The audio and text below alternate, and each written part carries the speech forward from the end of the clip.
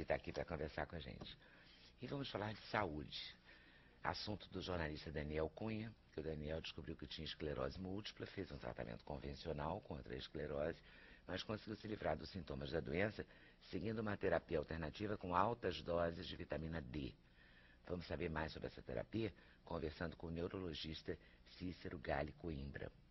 Para a realização desse programa, contamos com a participação de vocês, nossos debatedores fixos, por telefone, por fax, por e-mail ou pelo Twitter. Eu vou começar falando da experiência do Daniel, porque é uma experiência muito diferenciada, né? Primeiro você tem um diagnóstico desse, que você tem 26 anos, é isso? 26. Você teve o diagnóstico quando? Tive há 2 anos e no finalzinho de 2009. 24, 24, por aí, né? E você experimentou a terapia usual, convencional? Experimentei.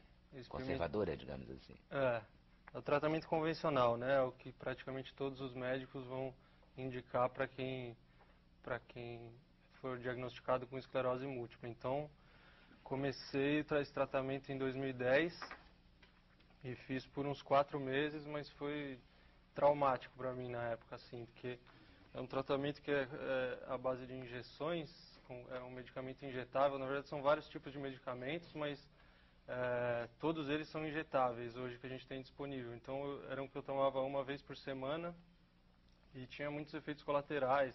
No dia que eu tomava, eu tinha que escolher um horário para tomar de noite, porque depois eu ficava cheio de efeito colateral, e senão depois, se eu tomasse de dia, eu ia ficar o resto do dia sem poder fazer nada, assim, acamado, ia pra cama com febre e tal, gripe. Então, aí começou essa expectativa de eu fazer isso toda semana pro resto da minha vida, né? Sempre eu tinha que tomar esse remédio, saber que eu ia ficar o dia seguinte desse jeito. E aí caí numa depressão também, fiquei mal. E até que minha mãe descobriu na internet, chegou numa entrevista do Dr. Cícero e marcou uma consulta pra mim. Aí eu fui, a história mudou. Dr. Cícero mudou a sua história? Mudou. Mudou como, Dr. Cícero? Bom, em primeiro lugar, eu queria agradecer por essa oportunidade de falar sobre essa substância.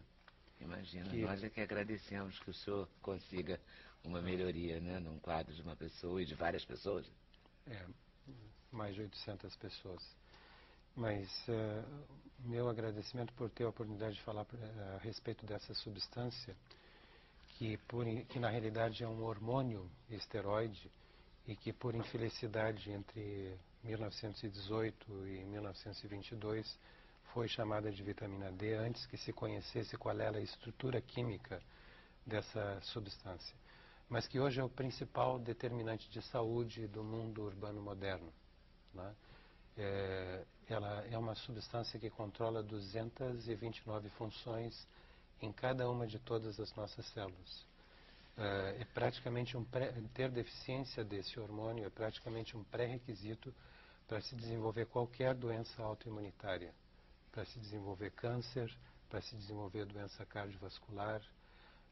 Deficiência de vitamina D durante a gestação leva ao nascimento de crianças autistas. É uma verdadeira tragédia de saúde pública saber que, por exemplo, numa cidade como São Paulo, 77% da população tem deficiência dessa substância fundamental para a nossa saúde, no inverno paulistano.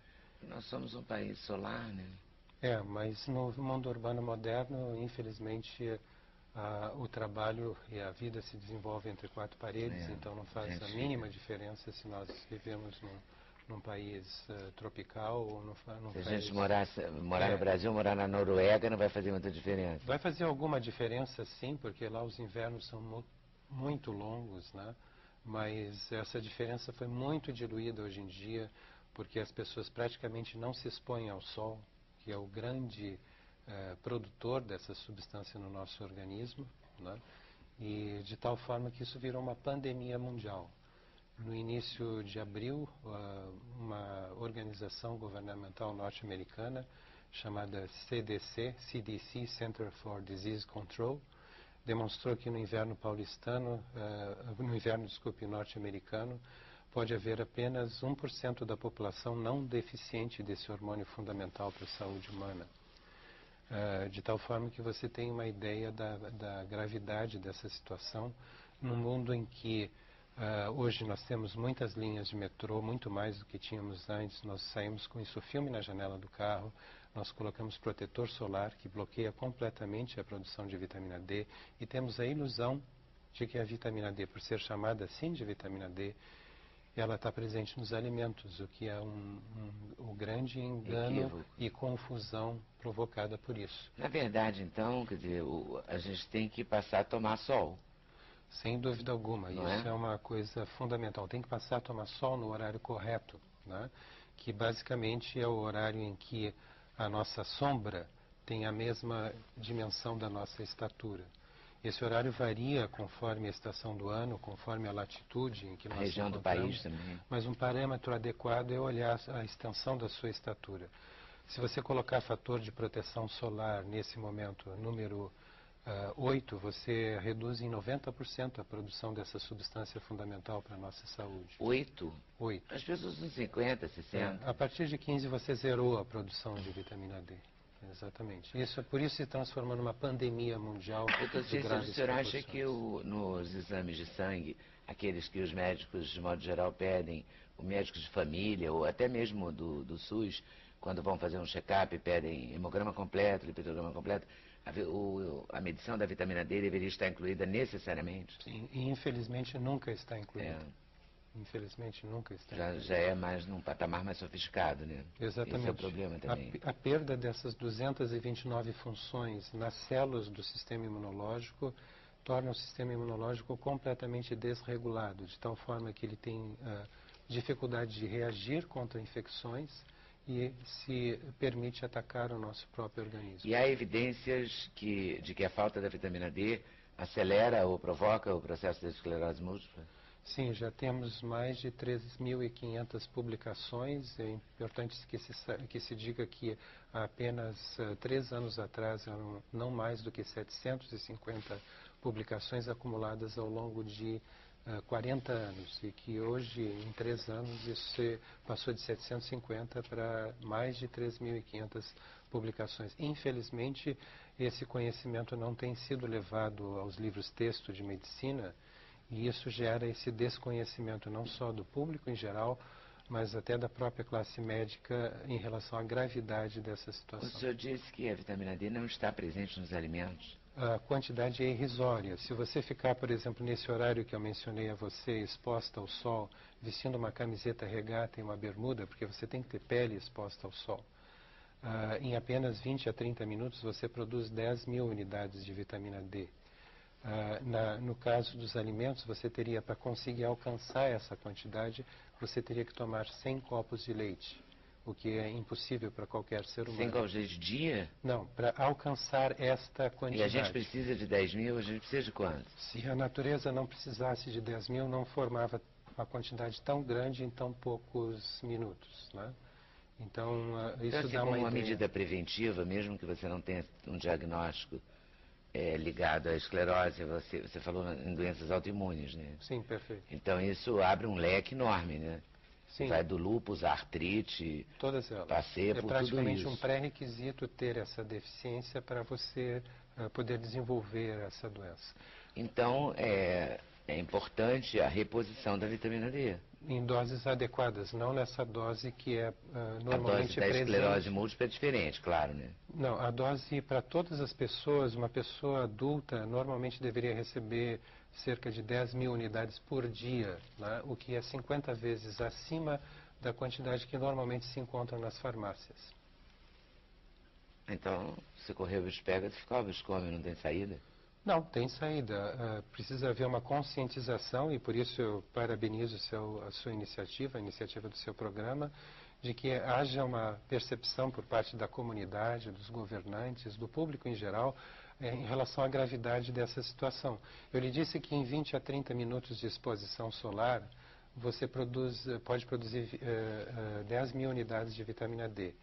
Os epidemiologistas, hoje em dia, da área de câncer, declaram que se você desse a metade dessa quantidade para toda a população adulta, você reduziria praticamente da noite para o dia em 40% o número de novos casos de câncer.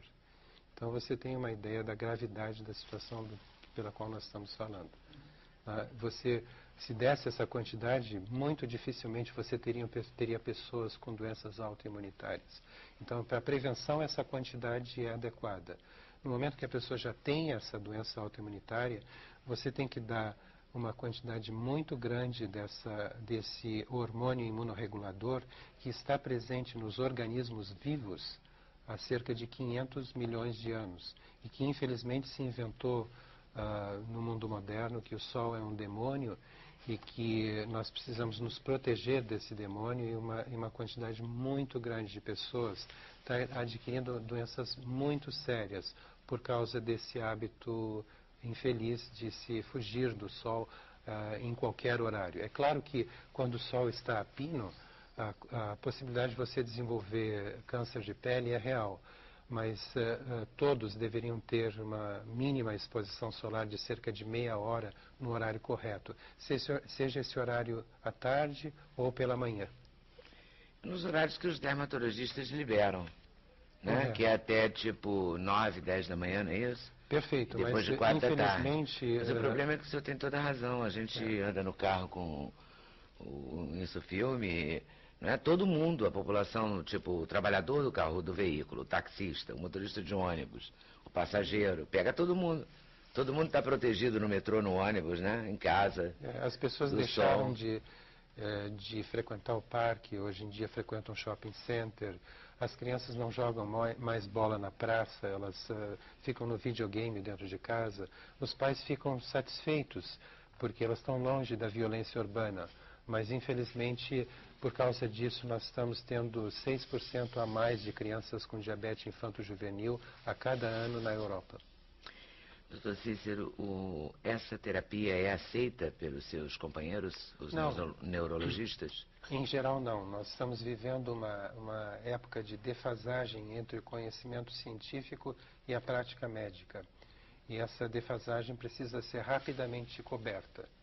Nós já temos todas as evidências científicas que seriam necessárias. Nós temos pessoas comparadas o tratamento antes e depois da reposição de vitamina D. Nós temos já a observação científica de que quanto mais baixo é o seu nível de vitamina D, mais surtos e mais sequelas as pessoas com esclerose múltipla desenvolvem. Quanto menos baixo, menos sequelas, menos surtos.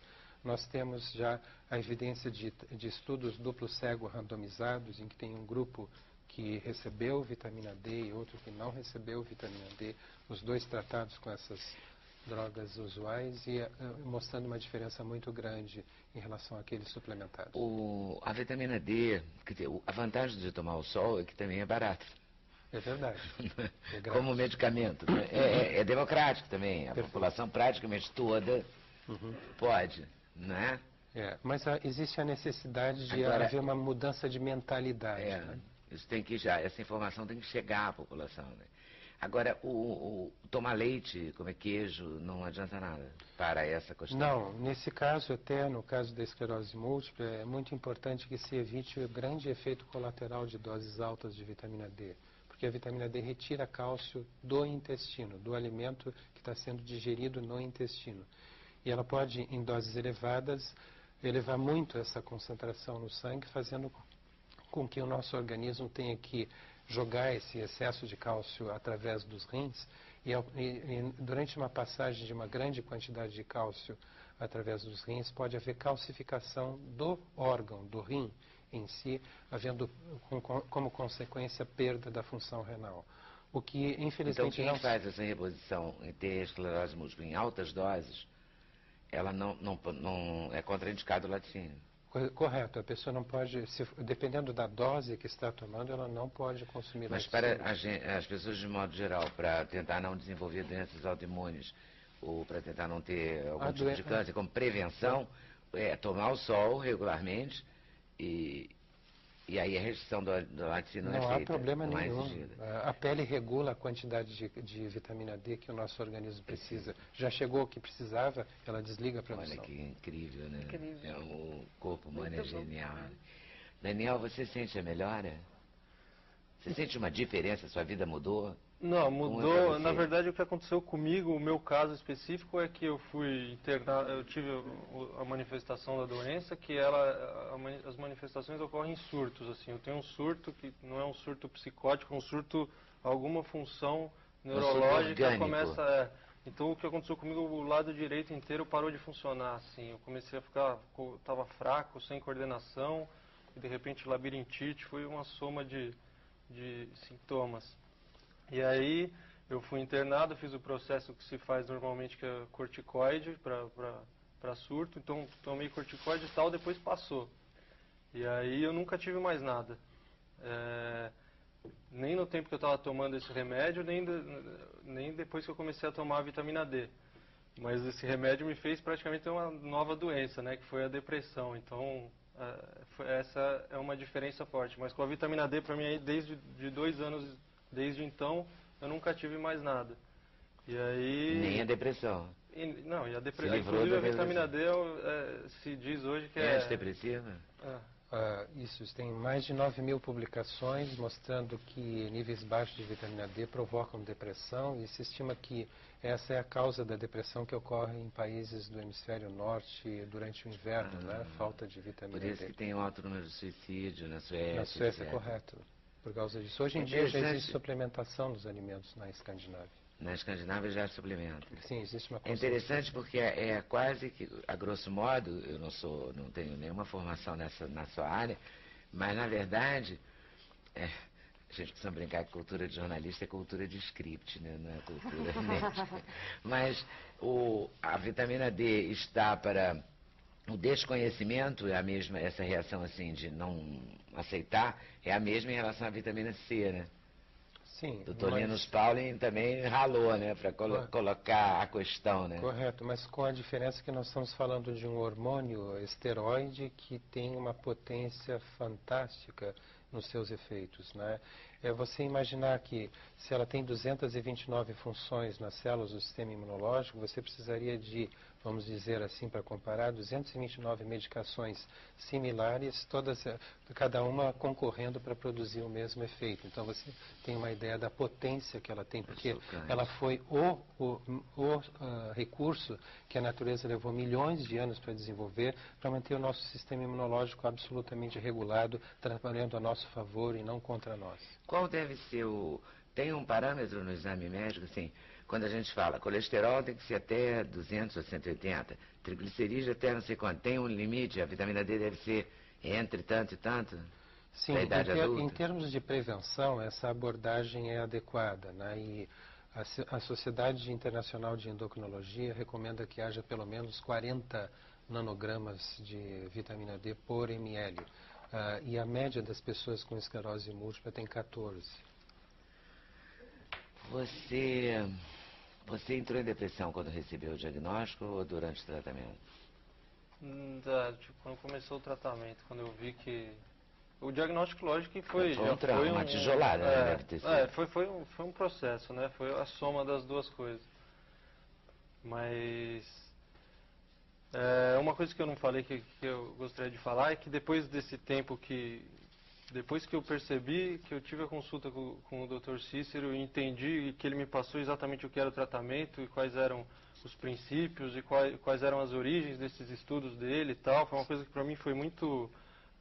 peguei muita confiança e fez muito sentido. E a primeira pergunta que eu e a maioria das pessoas fazem é: então por que não está todo mundo fazendo esse tratamento, né? E aí isso foi o que me motivou, e na verdade a resposta para isso é que os médicos, existem vários problemas, alguns conflitos de interesse também, porque esses remédios que eu tomava, por exemplo, são caríssimos. Os laboratórios. Pois é. Então, e aí tem esse movimento, surgiu esse movimento para precisamos avisar as pessoas. Se eu estou tão bem, se as outras pessoas estão tão bem, por que não, né? Por que não vai ficar todo mundo bem, né? Claro. Se é tão simples, são as gotinhas, ninguém precisa mais tomar injeção, ninguém precisa ter efeito colateral. E aí... Você ganhou direito ao dia seguinte, né? Pois é. E a todos os outros dias. A todos os outros. Que bom, Daniel. Então, e aí aí a gente produzi um vídeo que está na internet, né? Um documentário Tá na internet, no YouTube? Tá. Chama Vitamina D por uma outra terapia que Vou assistir hoje. que é para tem essa intenção de mostrar o que é o tratamento e é com outras pessoas, com outras pessoas que fazem o tratamento também tem esclerose múltipla e até tem uma pessoa que tem artrite reumatoide ali e mostrar o que foi para elas esse tratamento também, Que como bom. que elas estão saindo com ele. E a gente está falando de uma doença que é a esclerose múltipla, que é degenerativa, considerada de degenerativa, que a expectativa que os médicos te passam é de que daqui em 10 anos você pode ser que já comece a complicar e tal, e as pessoas estão seguindo aí sem absolutamente nada, né? E é o que... Que bom que você fez esse postou, né? Porque aí muita gente pode ter acesso, né? Sim, mas é Vamos repetir o nome do vídeo? É Vitamina D por uma outra terapia. Tá Tá certo. no YouTube. Volta aí daqui a pouquinho, tá? Valeu.